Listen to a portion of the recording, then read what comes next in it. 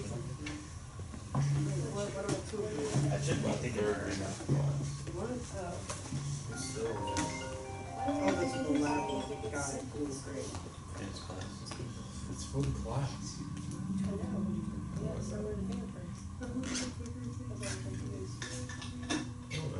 Well, welcome. It's Monday, January the 10th, and today we're going to continue talking about simple sectional binary pieces and also extended applications of augmented six chords. What would you like to start with? All right, augmented six chords, extended applications. I think we could generally see that the augmented six chord could be a neighbor chord to a five chord. Could you understand that? Yeah. Okay, let's see if we could really see if we can elaborate that at all. Now, it doesn't necessarily mean that it's going to be an augmented six chord in that key. It could be an augmented six chord to any note, but we'll get to that in a minute. Okay, first thing we're going to do is talk about the German six chord as an inharmonic modulation. We've talked about this before, but we'll go about it a little more systematically today. If we could be in the key of C minor briefly.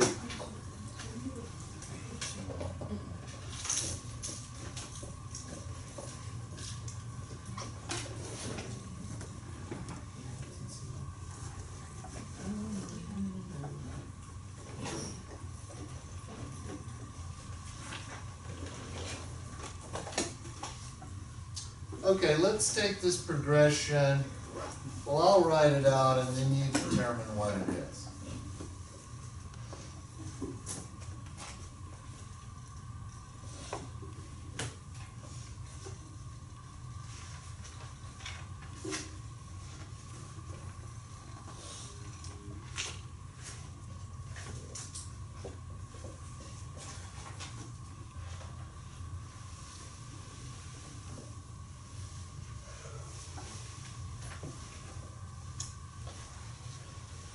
Okay,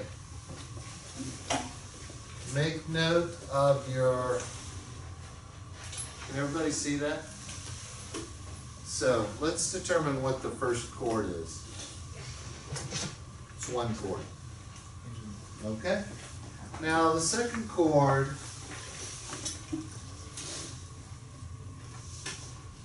what's it going to be?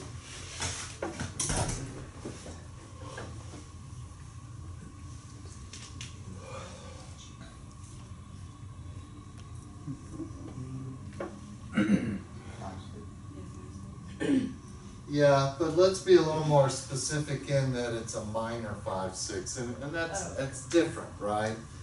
But what is not different about it is that when you are descending from the tonic to the dominant, you are using the natural minor scale. So this is just a harmonized natural minor scale. And I'm using this as our goal here. It's not. But okay, so what is this chord here?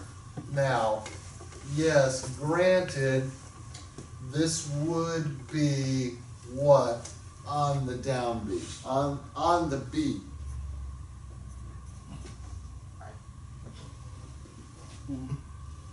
On the downbeat.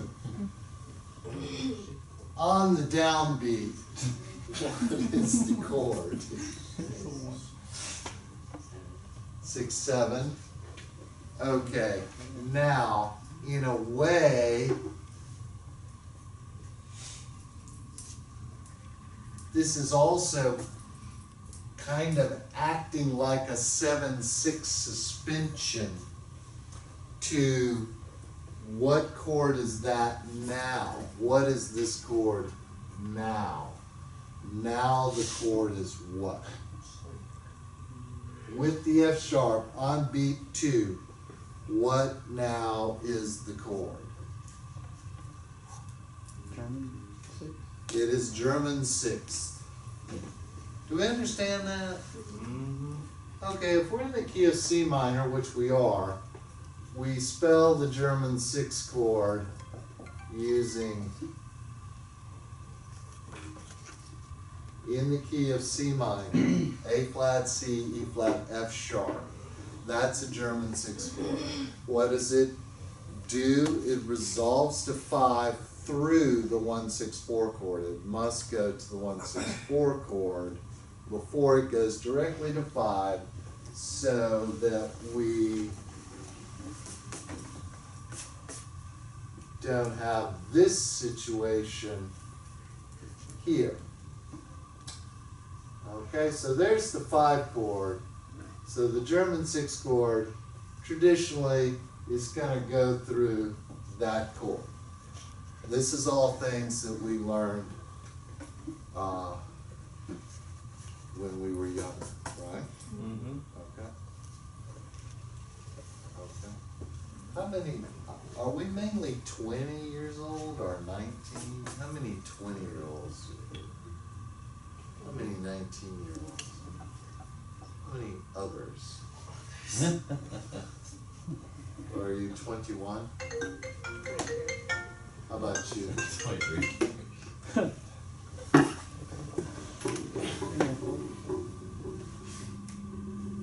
Well, let's just pretend we're 20. It's an even number, that's all. It has no matter what age you are when you're in this class.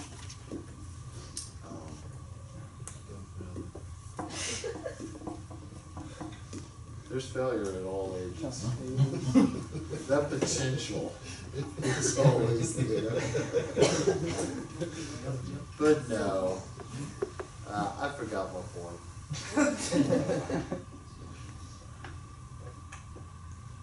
Okay, now, what is this chord now is a D flat chord, isn't it? Okay, so how does this become that?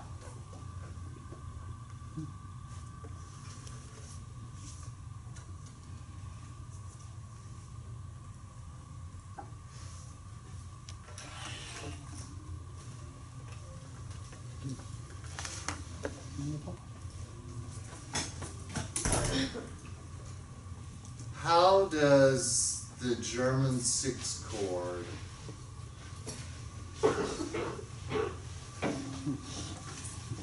what does this chord sound like just all by itself, out of context? Out of context.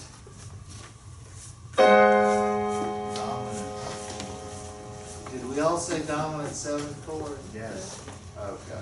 What makes that a dominant 7th chord?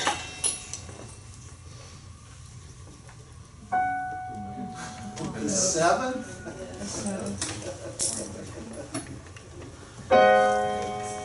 What is the 7th of this chord? Okay. So if that's inharmonically a G flat, it's gonna be 5/7 in the key of D flat, isn't it?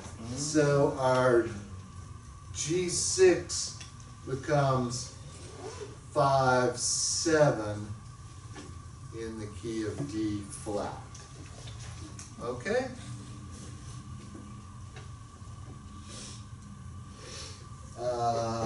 Also, you could have this chord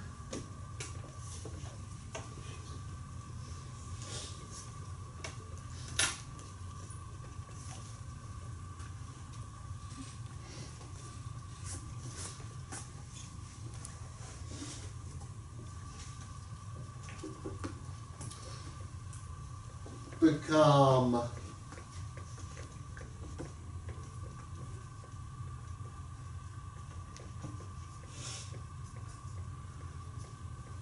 right? If that G flat is interpreted as an F sharp, it could continue back to the key of C minor. And as we've spoken of before, G flat is the Neapolitan. It's flat 2 in the key of C minor, so we have established our key of C minor now.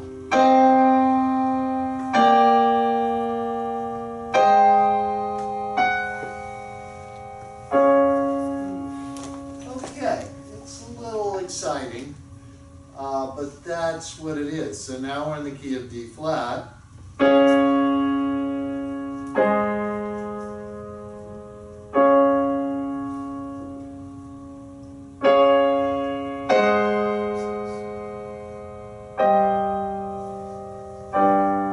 And now we're back in C minor.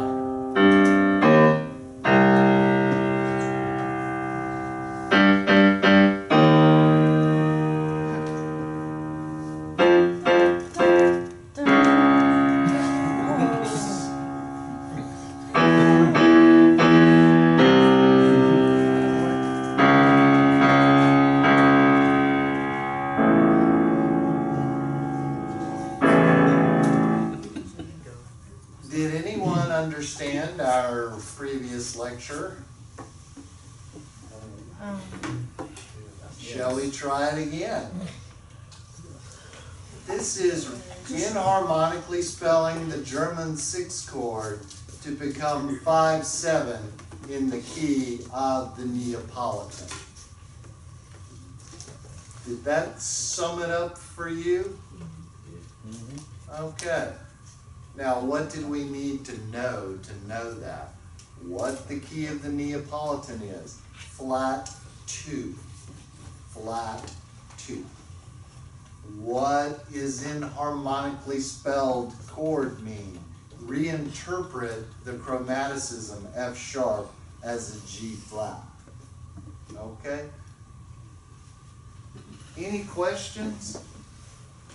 Because this is big boy, big girl kind of stuff now, right? You'll need to take this into graduate school. We're going to need to go to graduate school. If I look at a graduate entrance exam, which I really don't here because I just accept anybody in grad school, but a lot of them are my former students, so it's my own fault. But when I reviewed them for University of Alabama, they would be several pages long. And if they didn't understand the augmented 6 chord, they had to take graduate theory review. So really, on all of these pages of stuff, I would just look at this one line. And if they didn't understand the augmented 6 chords, they were taking a course that they had to pay money for that didn't count towards their graduate degree. Okay? So now you're taking a course which counts towards your undergraduate degree, which you've paid money for, that you could just go ahead and learn that stuff now. Okay? I like to feel like my students do well in their graduate diagnostic theory tips. It's not like it gets you into school or not. It's once you get into that school, how much pain and suffering you're going to have to go through, which is usually just one course in graduate theory review.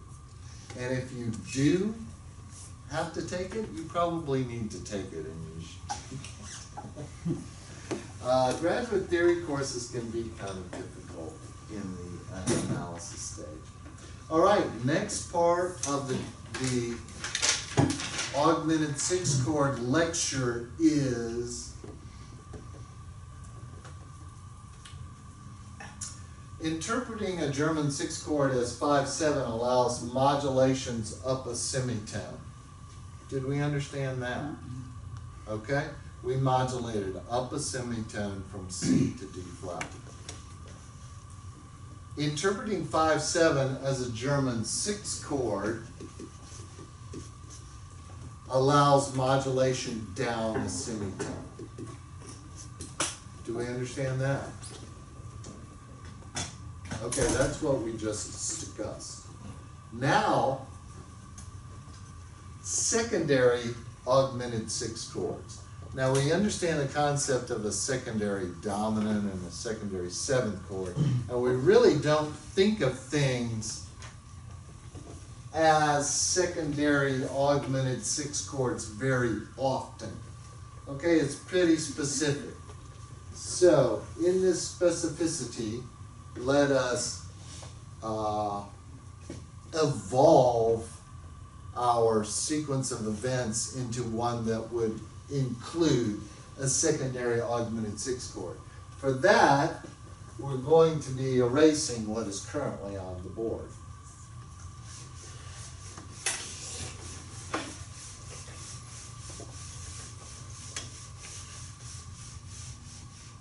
We're stopping at the key signature while I look at my notes. Now we're going to be in the key of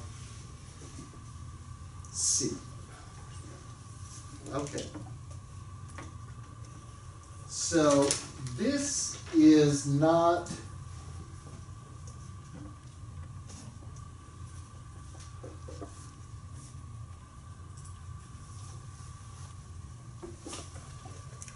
I just stopped mid-sentence, my bad.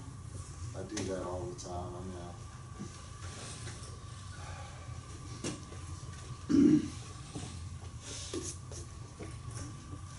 That's a long note, okay? That's a 4-beat note. 8-beat note.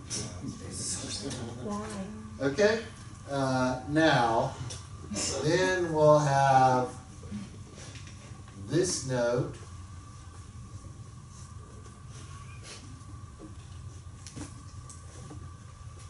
I'm going to go ahead and do the Roman numeral figure bass for you. That's a 2/6 chord, all right? With the bass doubled. Now,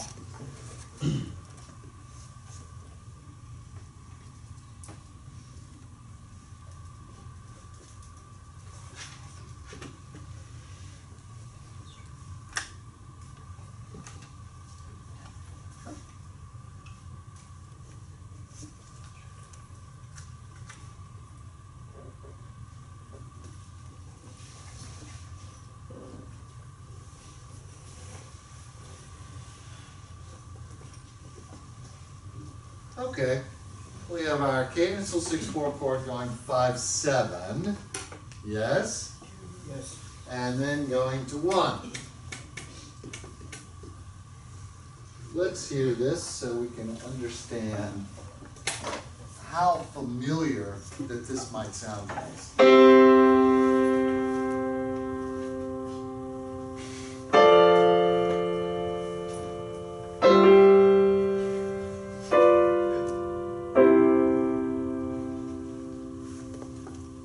Any questions about that?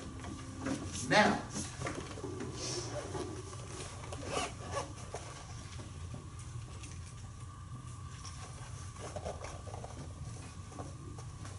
we're going to reinterpret this, so I'm going to have to erase parts of this.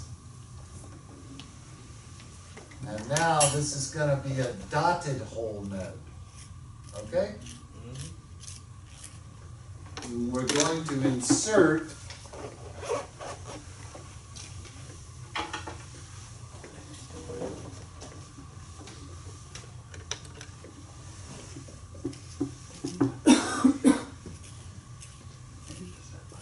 who knows what that insertion is?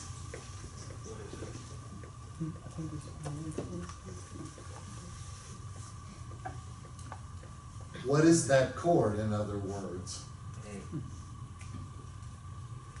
What is the chord in its function in late 18th century music? What is the function of that chord? Huh? Major six. Well, I think it has a function. Major six is a description. What is its function? Did someone say something? He said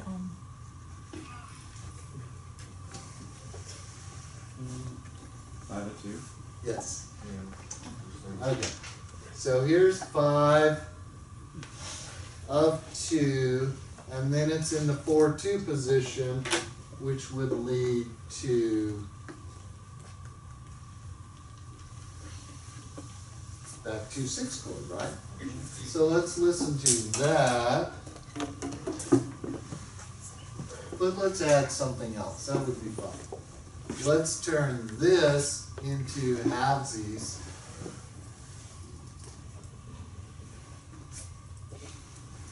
And this E is going to be a passing tone to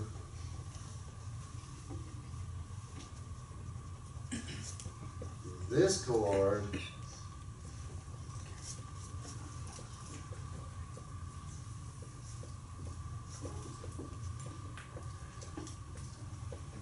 which is what?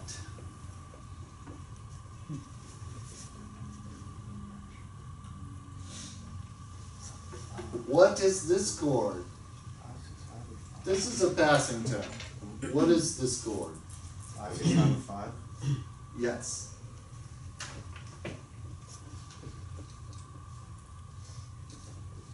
And then it does resolve to 5, but through cadential 6/4. So let's hear how familiar this might sound as we watch this evolve, or through intelligent design go to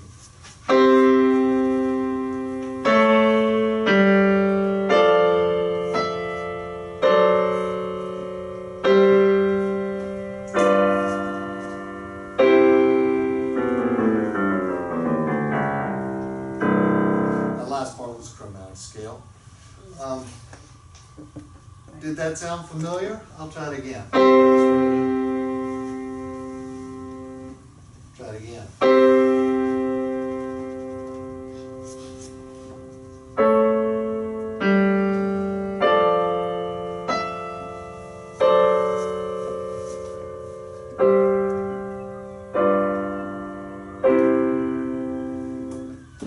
Okay. Did we follow along with that? We haven't got to augmented 6 chord yet, have we?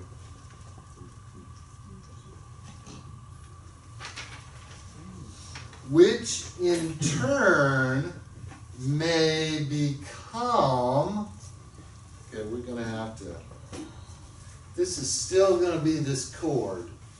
I just need a little bit more room.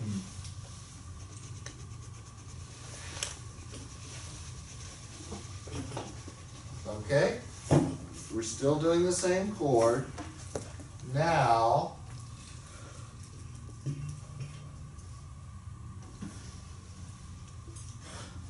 what does this become? Anybody? Anybody?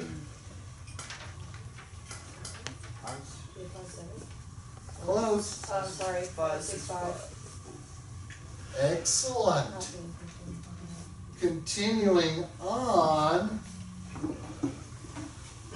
Uh-oh. Here comes trouble.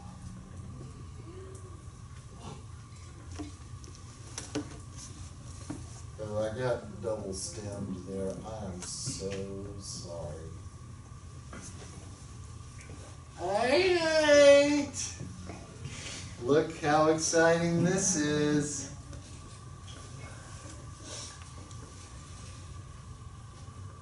If could you explain that chord as French anything? The augmented 6 gives away kind of that it's an augmented 6 chord. So when you see an augmented 6, you can think that might be an augmented 6 chord. Now, how do you identify an augmented 6? It's a 6 that's not major but augmented, like has extra stuff. Okay, if that were an augmented 6 chord, what key would it be in? Not what is the dominant, but what key? D. Duh. Right, it's in D, and then as you can see, it goes here, but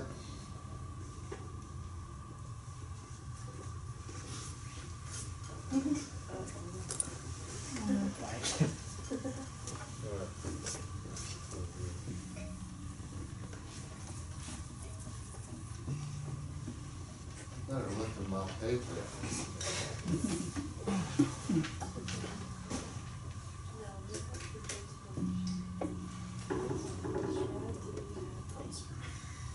Okay, let me ask you this. What kind of chord is that there? We know it's augmented 6 chord, but is it a German 6? No. French. Is it French? French. French. Okay, that's why it gets to go directly to the 5 in the key of 2. So what you would do, and this is unusual, is write that. Okay?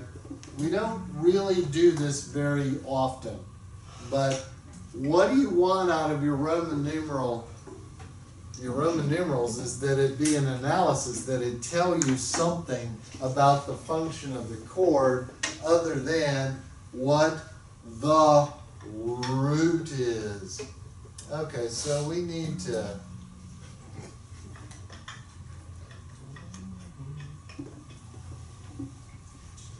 now let's listen to this and see if it sounds familiar.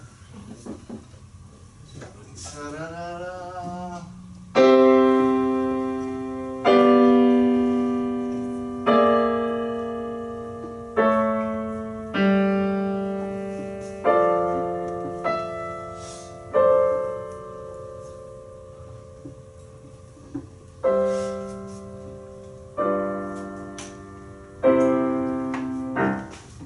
Any questions? Okay, so as we move into more chromatic analysis, let's think about who that might be. Mainly I talk about Bach, that's quite normal. Mozart, not a whole lot of chromatic, but you will see augmented 6 chords in Neapolitan in Mozart. But as you move into the Romantic era, you definitely gonna see extended uses of the augmented 6 chord in Chopin and Brahms and others of their ilk. Okay? Any questions about extended applications of the augmented 6 chord? So now you know it. That's great. I have said it, and you know it. Well done. Okay. Let's continue on to the A section of a simple sectional binary form.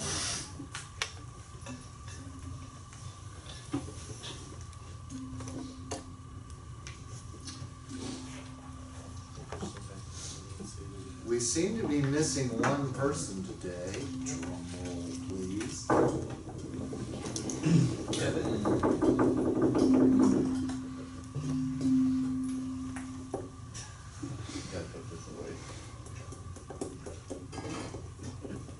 Well, I'm all into all kind of bongy things these days. Well, the main, I write piano music and I write music with electronic audio scores for solo instruments, so I'm always looking for sounds that I can put into my scores. Right now, I know you're not interested, but I'm just taking a breather before the SSB. Okay, simple section. I'm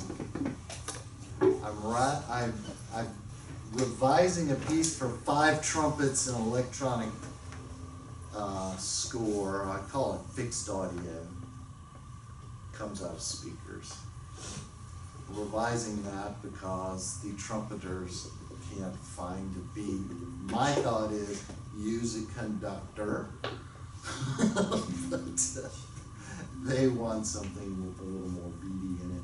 And as always, when I write for trumpet players, there's too many notes. They need less notes, so I'll be taking a few notes out. But that's an easy thing.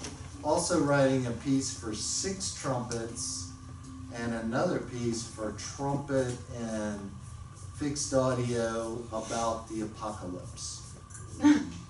This is for this guy in Italy who likes big things. The last piece I did for him was called The Hero of the Desolate Island. And that took like 4 years to do. What else? Doing a piece for vibraphone and fixed audio, so appreciating the donging.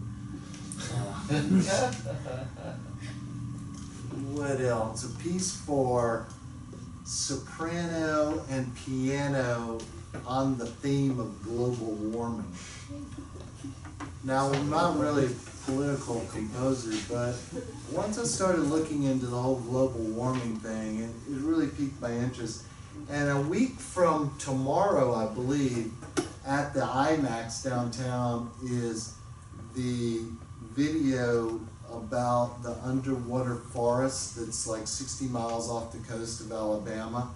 Like 20,000 years ago, there were huge cedar forests, and the Mobile Bay was basically just part of a river that continued on down. And so that's how far the water has moved up over the years. Anyway, a guy named Ben Raines from AL.com did all the research and everything on it. It should be a really interesting thing. I'm going to try to go to it. I've seen it on the YouTubes. That's like something you can see on the internet.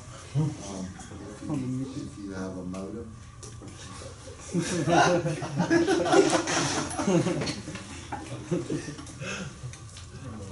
You know, I lived before the internet. The thing about you being 20, I'm now 3 times as old as you. Okay? I'll challenge any one of you to a sprint. And lose.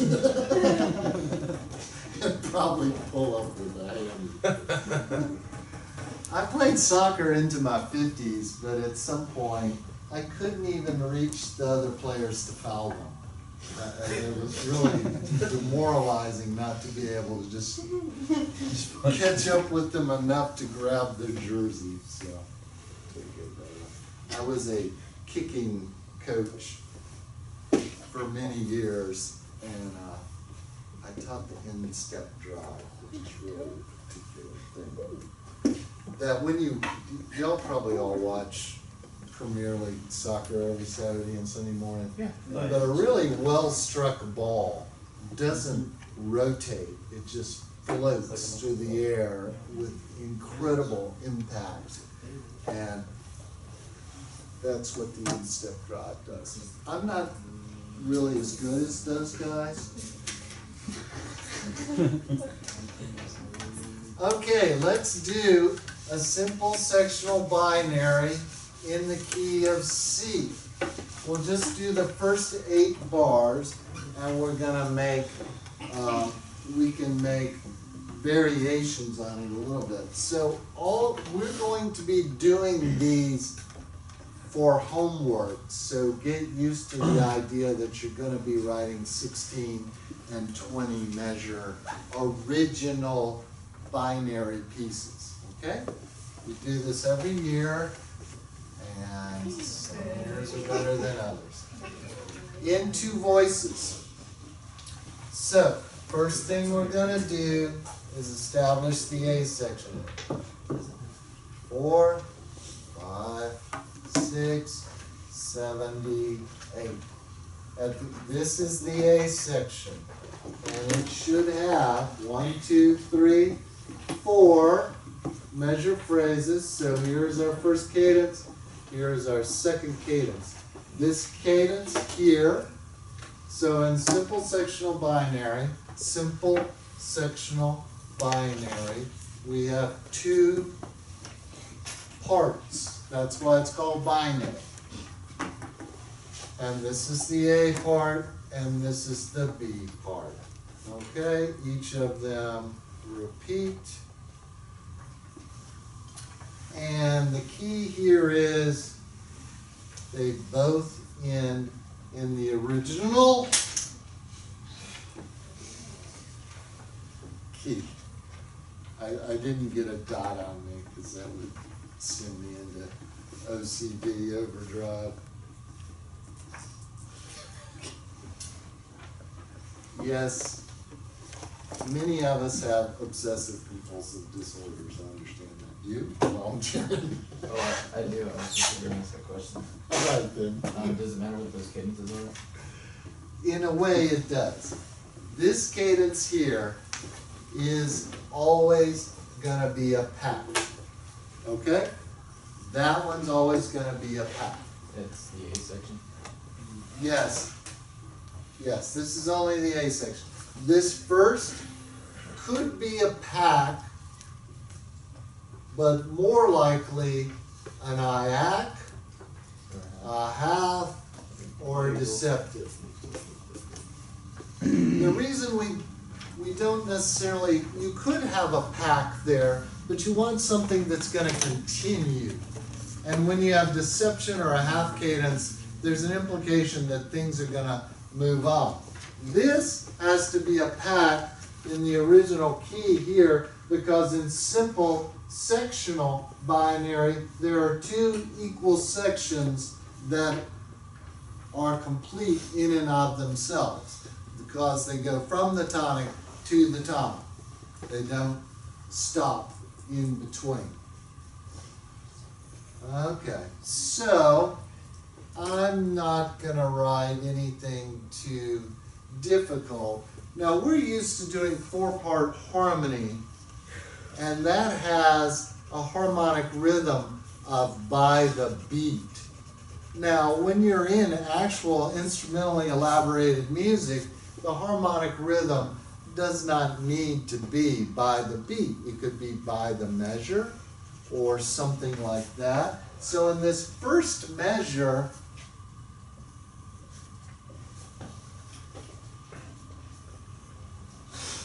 this is just 1, all right? And how do we rationalize all of this?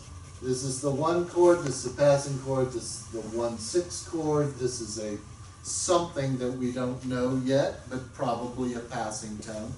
And then we go to the 4 chord, or 2/6 chord. But anyway, then that has become a passing tone, yes?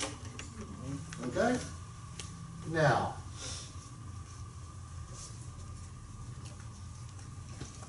here, I've done nothing but elaborate the 4 chord, haven't I?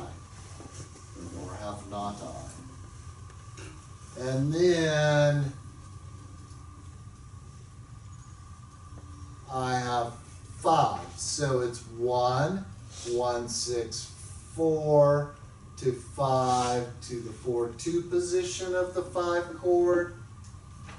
Does that make sense? So we know what the next chord's going to be. It's going to be a 1/6. Yeah?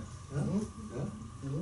Very simple we want to think more in terms of music, MUS 113 harmony as opposed to MUS 213 harmony. What is the thing we're trying to add to our palette of theory greatness is two-part counterpoint, two-voice counterpoint, and writing in simple four-measure phrases in 3/4 time. So we're not adding to the harmonic structure of our lives, we're adding to the compositional, stylistic composition of our lives. Okay?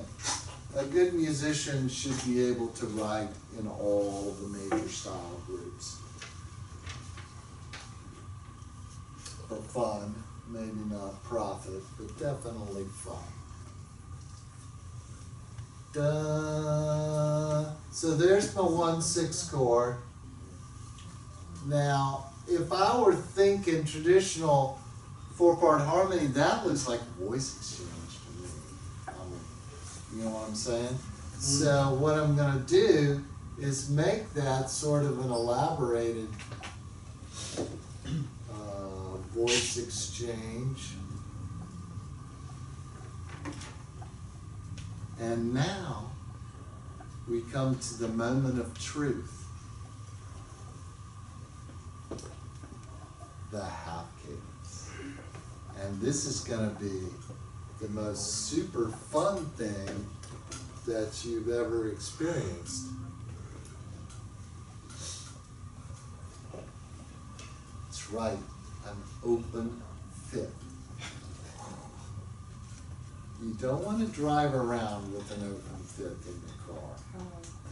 In this instance, the implications are such that you don't need the third. Would you like to try? Sure.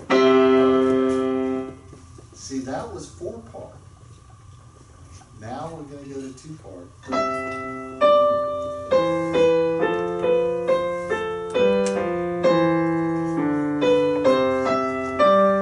Now, didn't that sound pretty horn 50 there or whatever? Now, what if we wanted to do deception instead on that verse? Yes. You want to do deception, or you want to move on to the pack? Deception. No, we're gonna move on. We'll come back. Now, this is fun in that, let's add, now we're gonna start the second part still in the key of C, but with different kind of musics. We're still using the motive, sort of, but now we're doing it on the 6th chord, and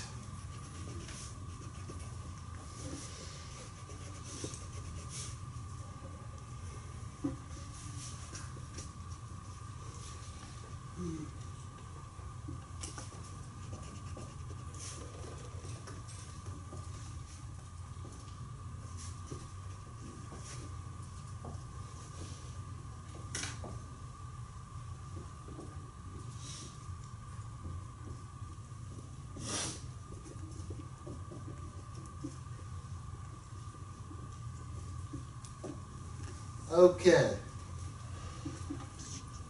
Look at my progression here at the cadence. It's so simple. 2/6. Time out. 1/6. 2/6. 5. 1. Just very simple progressing. Now, let's hear the whole thing together. Did I put the top part in? Yes, I did.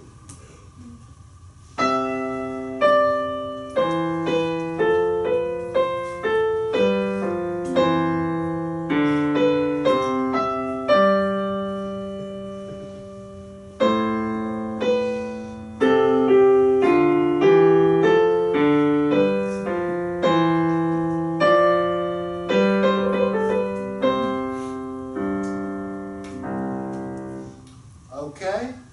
That was the A section of our opus. Now, would you like to have Yes. a deceptive first cadence? I think you've earned the right. And we have just the right amount of time. What a well-planned class. Now, we're gonna do this, and you're gonna love it.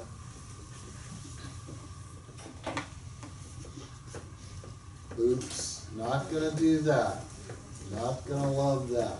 That is unlovable. Oh wait, unlovable is the instruction. All right, here we go.